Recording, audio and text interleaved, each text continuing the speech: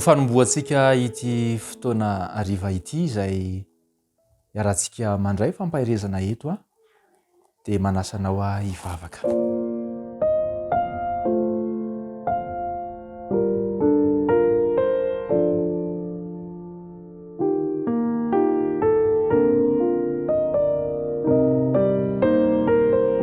Andriamanitro, faly izahay noho ny fitahianao ka nomenao iny herinandro iny izay nahafahanay ny fampahery tamin'ny alalan'ny teninao, ary ankehitriny dia mbola fifaliana mandraka hariva ao anay ny hanohy izany fandiniana ny teninao izany.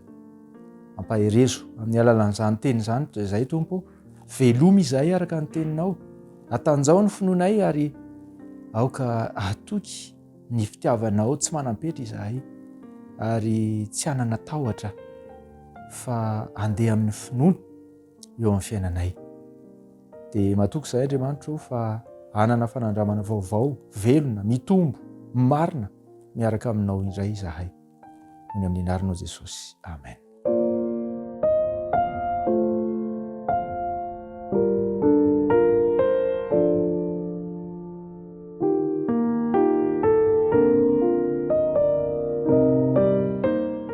Anisan'ny toe-javatra mampiasa ny sain'ny ray aman-dreny maro ny resaka fitaizana.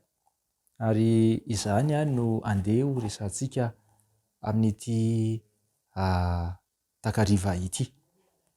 Inona re no atao hoe tsy ambaratelo ny atao hoe fitaizana ao amin'ny soratra masina. Eny mety tsy hanana fotoana isika hijerena ireo teboka maro dia maro, ireo ohatra maro dia maro, fa ohatra iray monja no jerentsika amin'ity hariva ity dia ny ohatr'ilay vehivavy izay tsy iza fa ny renin'ny Mosesy izany. Tsaroanao ve ny anarany? Izay indrindra, i Jokebeda, renin'ny Mosesy no andeha ho jerentsika.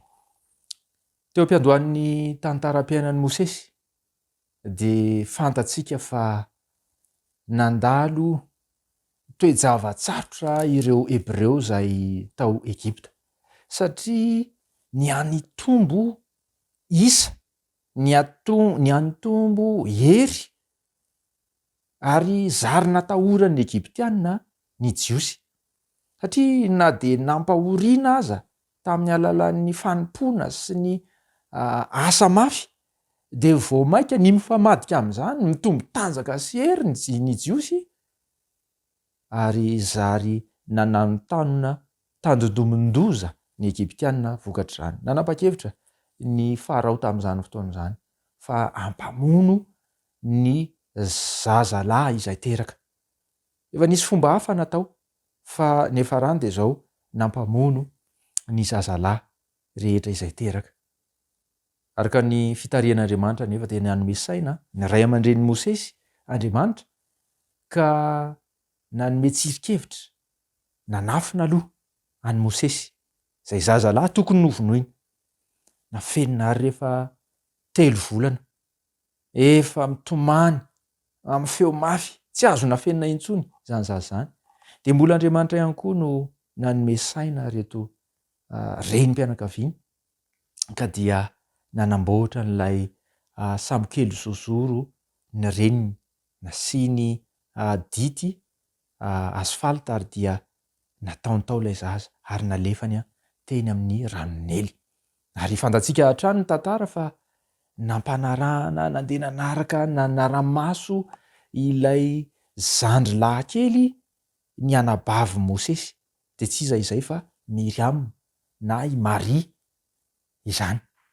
Lasy Miriam nandeha nanara-maso an'ilay zandrilahy kely ny ao anatin'ilay fiarakely zozoro tao amin'ny ranon'ely. Rehefa tonga ny fotoana fidiovan'ny zanaka vavy Farao dia iny fanatsikaritra an'izany teo amin'ny rano izy ka nampaniraka amin'ny mpanompony vavy ka nampaka an'izany fiarakely zozoro izay nisy an'i Mosesy izany. haitsika loatra izany toe zavatra zany atreo fa izao no vakitsika reo fa amin'ny exodosy toko 2 de ny andiny ny 9 sy ny manaraka no andeha hifantohantsika ovakitsika amin'ny anaran'i Jesosy ny teny ary noho ny nosokafany de hitany ny zazakely ary indro fa zazalahy mitomany de namindra fo taminy izy ka nanao hoe isany zanaky ny Hebreo ty de ho kosa ny anabaviny tamin'ny zanaka vava Farao andeha akapitaiza amin'ny vehivavy Hebreo va aho akaty aminao mba hitaizany zaza ho anao ary roa ny zanaka vava Farao taminy andeha ary de lasa raha zazavavy ka naka ny reniny zaza ary roa ny zanaka vava Farao taminy ento ity zaza ity ka tezao fa izao andoha ny karamanao de nentina vehivavy ny zaza ka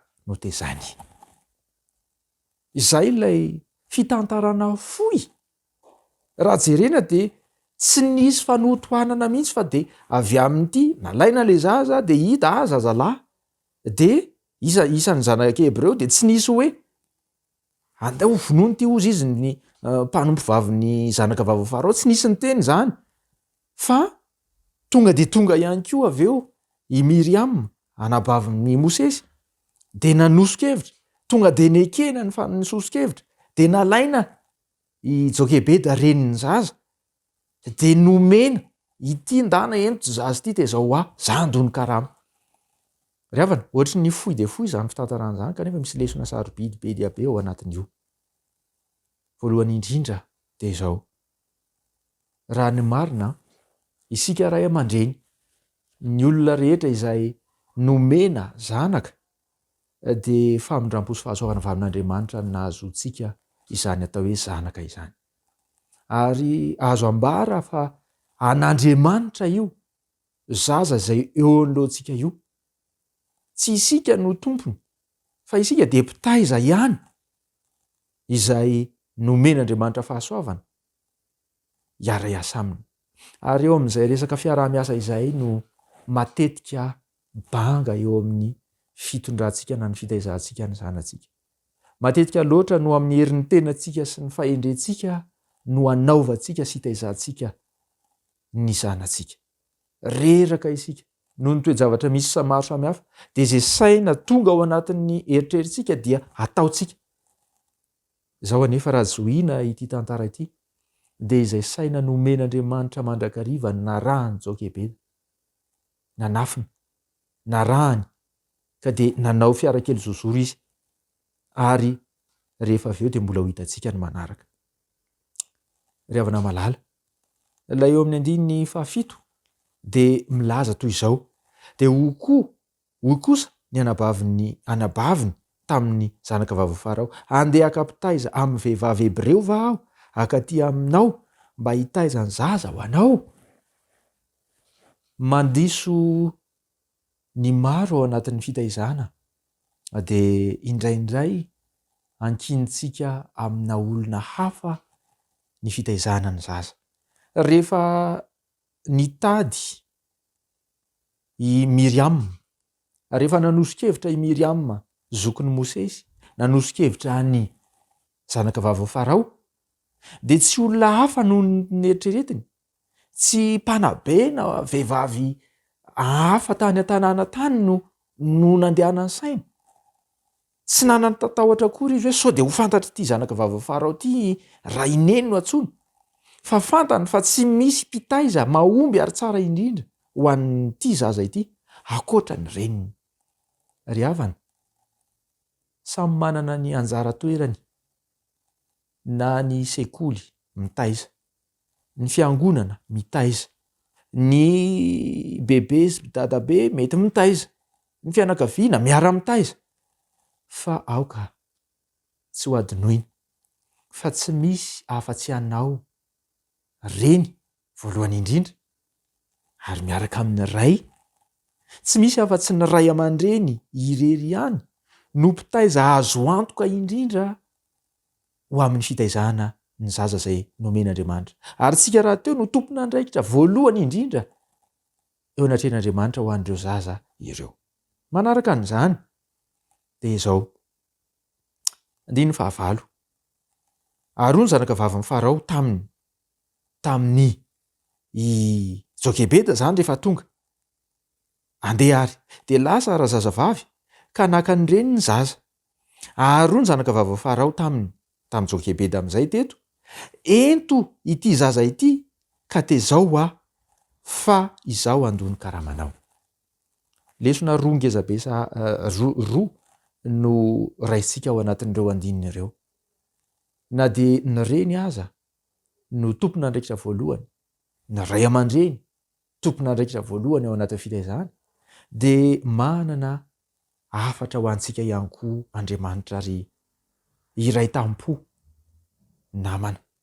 Mety manan-jandry ianao, mety manana zoky ianao, fa izao miantso anao ny tenin'Andriamanitra amin'ity androany ity mba isaina sy hevitra ihany koa ny mahasoa an'io iray tampo aminao io zandrinao io na io zokinao io, mitady hevitra izay ahasoa azy. Aoka tsy ao anatintsika ilay toe-tsaina tsy tsara, toe-tsaina ratsy, manimba izay atao amin'ny Kaina. Tsaroanao ve izay toe-tsaina atao amin'ny Kaina izay rehefa niantso azy Andriamanitra, rehefa niresaka tamin'ny Kaina Andriamanitra de nanontany azy, de zao no teny nataony i Kaina rehefa nanontany azy Andriamanitra: mo mpitandrina ny rahalahiko va aho? Zany no teny nataony. Rehefa mamaky ao amin'ny bokin'ny Genesis 4 isika. Ry Kaina, aiza iabela rahalahinao? De inona navaliny? Ao amin'ny andininy 7 de izao no valiny nataony i Kaina. Aroa Jehova tamin'ny Kaina: aiza bela rahalahinao? Fa hoy izy: asa moa mpitandrina ny rahalahiko va aho? Ry tanora namana, rankizy, misy fotoana manokana tamin'ity androandroany ity fety ho an'ny reny. Inona re mety fanomezana tsara indrindra entintsika omenany reny ho antsika iray tampo? De zao anisan'ny fanomezana tsara indrindra avy amintsika ny fiarahana mihevitra ny mahasoa ihany koa ny iray tampo amintsika. Tsy hanana toe-tsaina hafahafa tahaka ny Kaina, tsy raharaha izay mahasoa ny hafa, fa andeha isaina hihevitra no azy ireny tahaka ny Miriama isika. De le lesona faharoa ao anatin'izay iverenantsika amin'izay de zao: ilay teny nataony zanaka vavy farao tamin'ny Jokebeda de zao: ento ty zaza ity ka tezao fa izao andony karamanao. Ry reny, ry ray aman-dreny, ry mpiaino malala, ny fitaizana de zao: Andriamanitra mihitsy no maka ny toeran'ny zanaka vavy farao raha ny marina. Izy mihitsy no miteny amiko sy aminao: ento ty zaza ity ka tezao Zay aloha le tapany voalohany. Nomena baiko isika mba hitaiza ny zaza zay nomen'Andriamanitra antsika, tsy arak'izay tiantsika, fa ho tezaina araka ny sitrapon'Andriamanitra. Tezao hifanaraka amin'izay sitrapon'Andriamanitra ny zaza zay nomeny. Fa Andriamanitra nefa de manome teny fikasana, fampanantenana, manao hoe fa izao no andony karamany. Matetika loatra isika no miezaka samirery mitaiza ny zaza araka ny eritreritrintsika hoy isika teo aloha. Fa Andriamanitra nefa amin'ny alalan'ny zanaka vavy farao de miteny koa amintsika manao hoe izao no andony karamany.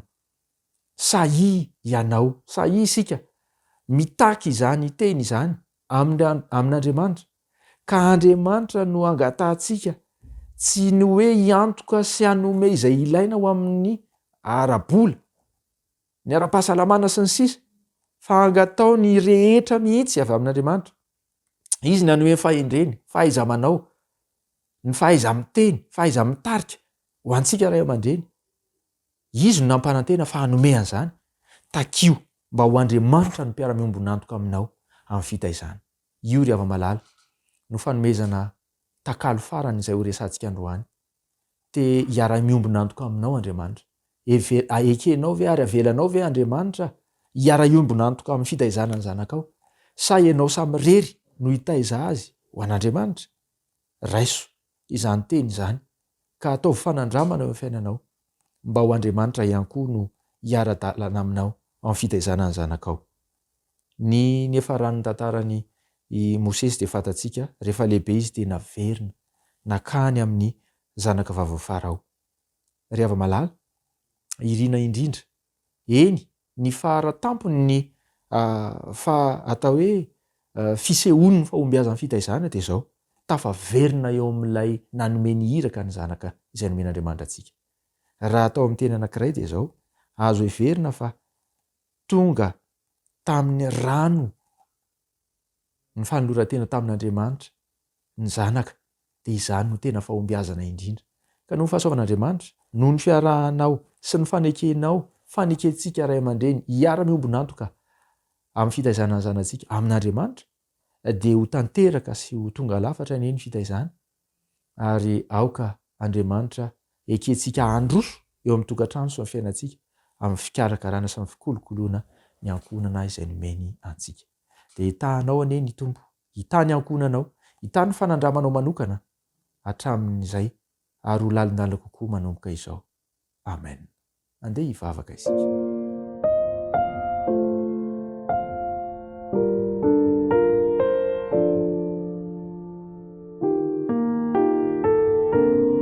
Andriamanitra isaoranay ianao no ny teny tsotra kanefa sarobidy nomenao anay.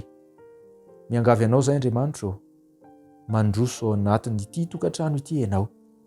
Meteza ianao Jesosy Kristy ho mpiara-miombona antoka amin'ireto ray aman-dreny, amin'ireto tanora, ankizy, ka ianao mihitsy no hanomeny saina sy ny fahendrena rehetra ilaina.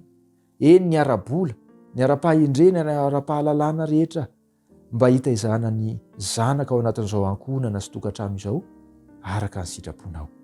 Ary ny irinay Andriamanitra amin'ny fotoany dia mba ho tonga zanak'Andriamanitra ho tononona amin'ny anaranao ireo zanaka ireo amin'ny alalan'ilay rano dia ilay fahateraham-baovao izany.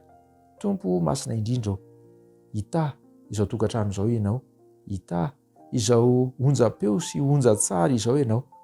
Eny, hita ny fiainanay sy ny fanandramanay miaraka aminao isan'andro anie ianao, noho ny anaranao Jesosy. Amen.